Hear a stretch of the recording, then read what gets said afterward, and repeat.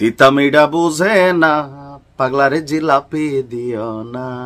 পাগলা কিন্তু জাতি হিসাবে পাগলা জাতি, শুধুমাত্র ভদ্র হওয়ার চেষ্টা করতেছিল, কিন্তু ভদ্র হইলেই তো মানুষ খিলাইতে আসে না বাংলাদেশে।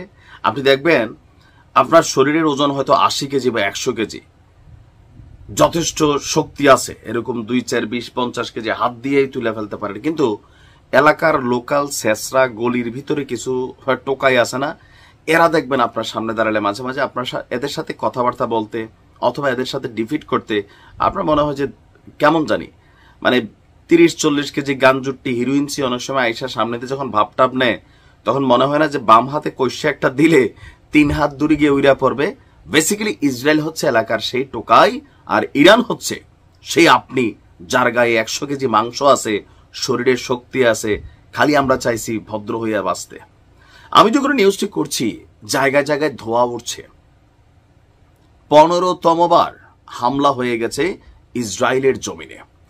দর্শক, গতকালকে রাতে প্রথম ধাপে ছোট একটা হামলার পরই, ছোট হামলাটা হচ্ছে ওই যে পটাকাফাত বলছি না আপনাদেরকে, এরকম পটাকাফাতটা হচ্ছে কি ইসরায়েলের আকাশ প্রতিরক্ষা সিস্টেমকে একটু খরচ টরচ করায়, এরপরে দিয়া সিরিয়ালি জায়গা মতো যায়, কেন রিলোড হইতে সময়টা লাগে।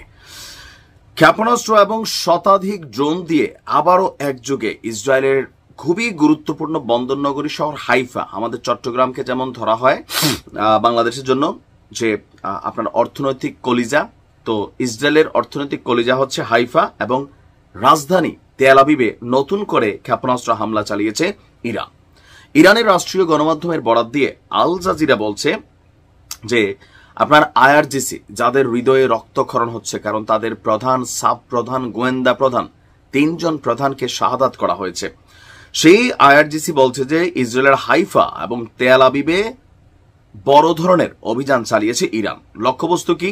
সামরিক এবং সামরিক শিল্প সম্পর্কিত কেন্দ্রগুলোর বিরুদ্ধে একটি সমন্বিত ক্ষেপণাস্ত্র এবং ড্রোন হামলা শুরু হয়েছে।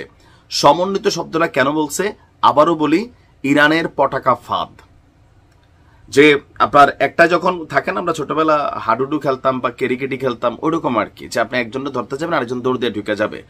এই কারণে সমন্বয় করে আপনার এই হামলা চালানো হয়েছে।